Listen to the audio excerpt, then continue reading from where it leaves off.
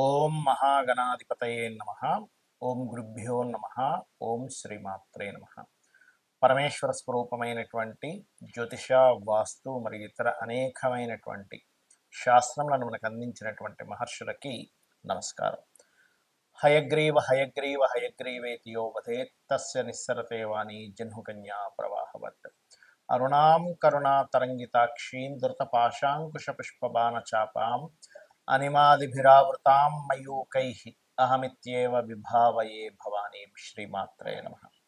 ప్రేక్షకులకి ఆ లలితాంబిక అమ్మవారి యొక్క అనుగ్రహం పరిపూర్ణంగా కలగాలని మనస్ఫూర్తిగా కోరుకుంటూ మనం ఈరోజు చెప్పుకోబోయేటువంటి అంశము ఏమిటి అంటే, చాలామంది నన్ను అడుగుతున్న విషయం ఏంటంటే, ఒక 7వ తేదీ జరిగినటువంటి సంఘటన ఏదైతే రంగరాజన్ గారి మీద చిలుకూరు బాలాజీ టెంపుల్లో ఉండేటువంటి ప్రధాన అర్చకుడు ఎవరైతే ఉన్నారో ఆయన మీద జరిగిన దాడి విషయంలో మనం గతంలో ఒక 15-20 రోజులు, ఒక నెల రోజుల ముందే ప్రెడిక్ట్ చేయడం జరిగింది. అమ్మవారి అనుగ్రహం వల్ల మనకు గొప్పతనం ఏం లేదు, మహర్షులు మనకి ఇచ్చినటువంటి ముండైన ఆస్ట్రాలజీలో ఉండేటువంటి కొన్ని తీసుకొని. దానికి కారణం ఏమిటంటే, మిథున రాశిలో కుజుడుంటూ మీన రాశిలో ఉన్నటువంటి రాహు. అయితే ఇక్కడ ముఖ్యమైన విషయం ఏంటంటే, చాలామంది నన్ను అడిగినటువంటి విషయం, దాని తర్వాత మరి 12 రాసుల వారికి కూడా ఈ మిథునంలో కుజుడున్నప్పుడు, మీనరాశిలో రాహు ఉండి శని సమీపిస్తున్నప్పుడు మరి సామాన్య ప్రజానీకానికి ఏ భావం మీద దీని యొక్క ఎఫెక్ట్ ఉంటుంది తెలియజేయండి అని నన్ను చాలామంది అడిగారు. అడిగినందుకు ఈ వీడియో చేస్తున్నాను. ఒక్కొక్క లగ్నానికి అసలు ఏ ఎఫెక్ట్ పడబోతుంది, ఏ విషయాల్లో జాగ్రత్తగా ఉంటే మనకు ఆ ఎఫెక్ట్ పడకుండా ఉంటుంది, ఎటువంటి పరిహారాలు చేసుకుంటే బాగుంటుంది అనేటువంటి విషయాలు ఇప్పుడు నేను చెప్పబోతున్నాను. అయితే ఈ విషయాలు చెప్తుంది నేనైనప్పటికీ కూడా, కానీ చెప్పేస్తుంది సాక్షాత్ లలిత అమ్మవారిగా భావిస్తూ ఒక్కొక్క లగ్నం గురించి మనం తెలుసుకుందాం. కర్కాటక లగ్నము, కర్కాటక రాశి. మీకు కుజుడు 12వ స్థానంలో ఉంటూ రాహు భాగ్యస్థానంలో ఉంటున్నాడు. సర్వసాధారణంగా రాహు భాగ్యంలో ఉన్నప్పుడు ఏమిటి అంటే, భాగ్యరాహు పితృదోష సంబంధించిన విషయాలు చెప్తుంది. అంటే మరి ఇప్పుడు కర్కాటకం వారందరికీ పితృదోషం వస్తుందా అంటే, గోచారంలో వచ్చేదాన్ని పితృదోషము అని, పితృదోషం సంబంధించిన నివారణ చేసుకోవడానికి వచ్చేటువంటి గ్రహస్థితిగా చెప్తూ ఉంటారు. పర్సనల్ చార్ట్లో ఏదైనా 9th హౌస్ పాడైనా, 5th హౌస్ పాడైనా, సన్ పాడైనా దాన్ని పితృదోషంగా తీసుకుంటారు. ఇక్కడ ఈ రాహు 9వ స్థానంలో ఉన్నందుకు కర్కాటకం వారు పితృ సంబంధించిన కార్యక్రమాలు చేసుకుంటే బాగుంటుంది ఇక్కడ. అయితే ఈ 12లో కుజుడు, భాగ్యంలో రాహు, అష్టమంలో శని. సర్వసాధారణంగా మీకు అష్టమ శని నడుస్తుంది కాబట్టి కొన్ని ఆకస్మికంగా కొన్ని నిర్ణయాలు, మార్పులు, ప్రయాణాలు ఉంటాయి.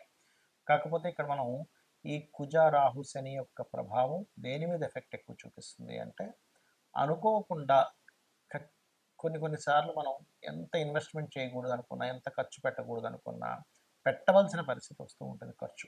కాబట్టి అటువంటి సిచ్యువేషన్స్ వస్తుంటాయి. మరి దీని నుంచి ఎలాగంటే తప్పించుకోవాలి అంటే, ఇప్పుడు నిజంగా ఒక ధార్మికమైనటువంటి విషయానికి అవసరం వస్తే ఖర్చు పెట్టడం వేరు, ఎటువంటి అవసరము లేకుండా సడన్ ఖర్చులు వచ్చినప్పుడు బాధేస్తుంది. మరి దాని నుంచి విముక్తి ఎలా కలుగుతుంది అని చూసుకున్నట్లయితే, మీకు దగ్గరలో స్కందుని ఆలయం ఉన్నా, దుర్గాదేవి ఆలయం ఉన్నా, ఆంజనేయ స్వామి ఆలయం ఉన్నా గుర్తుపెట్టుకోండి. ఆ ఆలయము దగ్గరికి వెళ్ళి అక్కడ ఏదైనా సేవ చేయండి. అంటే అక్కడ మీరు ఏదైనా క్లీనింగ్ ప్రాసెస్ చేయగలిగితే చేయొచ్చు. రెండవది ఏంటంటే, పర్టికులర్గా దీంతో పాటు ఏదైనా ప్రసాదం పంచడం కానీ, అలాగే అక్కడ ఏదైనా నిర్మాణం జరుగుతుంది ఆ ఆలయాలకు సంబంధించి, మీ వంతు కొన్ని ఇటుకలకనో, సిమెంట్కనో, దేనికో దానికి మీ వంతు మీరు ఎంత ఇవ్వగలిగితే డొనేట్ చేయడం కానీ చేసినట్లయితే, అప్పుడు మీకు దైవ కార్యంలో మీరు సహకరించినటువంటి ఫలితం వచ్చేసి మీకు అనవసరంగా ఏదో ఖర్చు వచ్చి మీ మీద పడకుండా మిమ్మల్ని ఆ యొక్క అమ్మవారు, స్వామివారు కాపాడడం జరుగుతుంది. ఇక మీరు నిత్యము చేయవలసిన దేవతారాధన, గ్రహారాధన ఏం చేయాలి అంటే, గోవులకి క్యారెట్స్, బెల్లము తినిపించండి. ఎక్కువగా స్కందుని యొక్క ఆలయాలకు వెళ్ళండి, అన్ని విధాలు బాగుంటుంది. మరి కొంతమందికి జన్మజాతకం ఉండదు. మరి వారి పరిస్థితి ఏమిటి? జాతకం లేదండి, మరి మాకు ఎటువంటి వాటి మీద ఎఫెక్ట్ ఉండొచ్చు, యూనివర్సల్గా దేని మీద ఎఫెక్ట్ ఉండొచ్చు అంటే, మనం ఆల్రెడీ ఒక నెల రోజుల క్రితం నుంచి చెప్తూ ఉన్నాం. ఏమిటంటే, అది ఈ తొక్కిసలాటలు కానివ్వండి, ఎందుకంటే మిథునంలో కూర్చున్నప్పుడు సహజంగా జరుగుతాయి, దాళ్ళు ఎక్కువగా జరుగుతూ ఉంటాయి. దీన్ని ముండేన్ ఆస్ట్రాలజీ అంటారు, మైథుని జ్యోతిష్యము.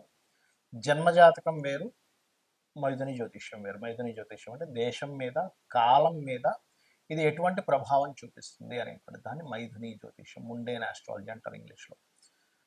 జన్మజాతకం is different, personal chart reading is different. Personal చార్ట్లో మీరు పుట్టినప్పుడు ఉన్నటువంటి సమయంలో ఉండే గ్రహాలను బట్టి అవి ఎప్పుడెప్పుడు ఎటువంటి శుభ ఫలితములు ఇస్తున్నాయి, మీరు ఒక పని చేస్తున్నారు, ఎప్పుడు చేస్తే మీకు అద్భుతమైన ఫలితం వస్తుంది, అది వివాహం కానివ్వండి, సంతానం కానివ్వండి, ఆర్ సంథింగ్ బిజినెస్ పెడుతున్నారు కానివ్వండి, లేకపోతే ఒక మంచి పని ప్రారంభిస్తున్నారు, ఒక బిజినెస్ కానివ్వండి, అది ఏ టైంలో ప్రారంభించాలి ఏమిటనేటువంటిది మీ పర్సనల్ చార్ట్ చెప్తే కాలం అనుకూలిస్తుందా లేదా అని చెప్పేది ముండేన్ ఆస్ట్రాలజీ. అయితే ఇక్కడ జన్మజాతకం లేదు, ఇప్పుడు నేనేం చేయాలంటే సింపుల్గా నేను చెప్పేది ఒకటే, ఎప్పుడైనా కానీ ఈ రాహు ప్రభావము, కుజ ప్రభావాలు ఎక్కువగా ఉన్నప్పుడు మీకు దీని యొక్క చెడు ప్రభావం పడకుండా ఉండాలంటే, ఎందుకంటే మనం ఎంత కరెక్ట్గా ఉన్నా సరే కాలం అనుకూలించకపోతే చేసిన ప్రయత్నం అంతా వృధా అవుతుంది. కాబట్టి కాలం అనుకూలించడానికి మీ అందరికీ చెప్పేది ఒకటి, చండీ చేసుకోండి. చండీ పారాయణం వినడం కానీ చదవడం కానీ. ఏమంటే చండీ చేయించుకోవాలంటే ఒక 40-50 వేలు అవ్వాలి, రావాలి కదండి మనకి, అన్ని డబ్బులు అంటే నా దగ్గర లేవు అంటే ఏమి టెన్షన్ పడకండి. చక్కగా కూర్చొని చండీ వింటూ అమ్మవారి హోమం చేస్తున్నట్టుగా మానసికంగా చేయండి. మీరు దగ్గర డబ్బులు లేకపోతే ఎక్కడా కూడా ఏ దేవుడు కానీ ఏ శాస్త్రంలో కానీ నీకు డబ్బు లేకపోయినా నువ్వు అప్పు చేసి చేయాల్సిందే అనేటువంటిది ఎక్కడా లేదు. ఏమంటే నాకు అది వినడము అదంతా నాకు కొంచెం ఇబ్బంది అని అనుకున్నారు ఉదాహరణకి, సరైన ఫోన్ లేదు అనుకోండి ఉదాహరణకి, మీరు ఓం ధుమ్ దుర్గాయ నమ, ఓం స్కందాయ నమ ఈ నామం చేసుకోండి చాలు, ఇంకేం అక్కర్లేదు.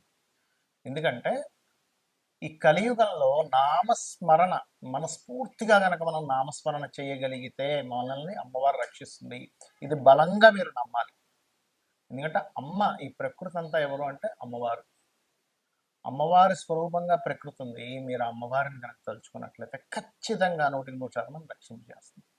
మరి ఈ ప్రభావం వల్ల ఇంకా ఎలాంటివి జరగనుంటాయి ఫ్యూచర్లో అంటే ఒకటే చెప్తానండి, ఈ రాహు మీనంలో, కుజుడు మిథునంలో ఉన్నప్పుడు పర్టికులర్గా ఎవరెవరి మీద ఎక్కువ దాడులు ఉంటాయంటే ఈ పురోహితుల మీద, పండితుల మీద, పీఠాధిపతుల మీద, ధర్మం కోసం పోరాడే వారి మీద కూడా ఉంటుంది, గుర్తుపెట్టుకోండి. అలాగే సైనికుల మీద కూడా, ఎందుకంటే కుజుడు ఏ రకంగా అయితే రాహుని ఎఫెక్ట్ ఇస్తున్నాడో రాహు కూడా కుజుడికి ఎఫెక్ట్ ఇస్తూ ఉంటాడు. కాబట్టి సరిహద్దుల్లో ఉండేటువంటి సైనికులు, పోలీసులు, సెక్యూరిటీగా ఉండేటువంటి వారు, మీరు కాస్త భద్రతా సిబ్బంది ఏదైతే ఏ రంగాల్లో ఉంటారో అది కేవలం ఫిజికల్గా కనబడేది మాత్రమే కాకుండా మనకి సెక్యూరిటీ, సైబర్ సెక్యూరిటీ అంటూ ఉంటారు చూడండి, సైబర్ సెక్యూరిటీని కూడా బీట్ చేసేసి వాళ్ళు ఎంటర్ అయిపోయారు, ఈ రకంగా హ్యాకింగ్స్ జరిగాయి అంటూ ఉంటారు. ఎందుకంటే రాహు ఈజ్ ది సాఫ్ట్వేర్. కాబట్టి ఈ సాఫ్ట్వేర్ రిలేటెడ్ సంబంధించింది అండ్ ఈ సెక్యూరిటీ రిలేటెడ్ సంబంధించిన కుజుడికి క్లాషెస్ వస్తున్నటువంటి సమయం ఇదంతా కూడా. కాబట్టి ఇటువంటివి ఏర్పడుతుంటాయి. ముఖ్యంగా మే, జూన్ వరకు కూడా కొంత జాగ్రత్తగా ఉండాలి. బికాజ్ ఆఫ్ మనకి షష్టగ్రహ కూటమి కూడా రాబోతుంది. ఆ షష్టగ్రహ కూటమి 15 రోజులు ఉంటే దాని తర్వాత 2 గ్రహాలు శని, రాహులు ఇంకో 2 నెలలు అక్కడ ఉంటాయి. కాబట్టి ఏప్రిల్, మే ఈ 2 months కూడా కాస్త జాగ్రత్తగా ఉండాలి. అది ఒకటే కాకుండా శని మీన రాశిలో సంచరిస్తున్నటువంటి 2.5 సంవత్సరాలు, నేను మీకు గతంలో ఒక 3 ఏళ్ల క్రితం కూడా చెప్పాను, శని మేషం వైపు తన ప్రయాణం జరుగుతుంది, మకరంలో ఉండగానే చెప్పాను, కుంభము, దాని తర్వాత మీనము, దాని తర్వాత మేషంలోకి వెళ్తూ ఉన్నాడు. శని కర్మకారకుడు. ఇది మనకి ఒక విషయాన్ని నేర్పిస్తుంది.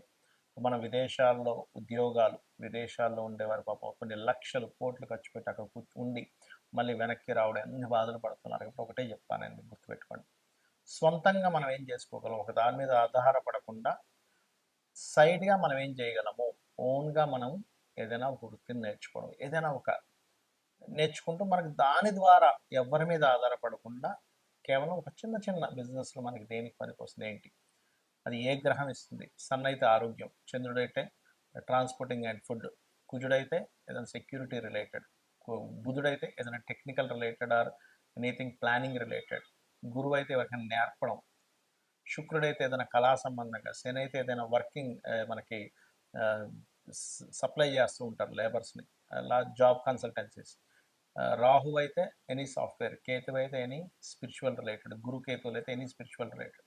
సో ఎట్లా మీకు ధనాధిపతి ఎవరిస్తున్నారు చూసుకొని చక్కగా మీ యొక్క జీవితాన్ని మీ చేతుల్లో ఉండేలా చూసుకోండి. ఎవరి చేతుల్లోనో పెట్టుకొని అది పోతుందేమో అని బాధపడుతూ అవసరం లేదు. కాబట్టి మీరు జాబ్ చేస్తూ దీన్ని డెవలప్ చేసుకోండి.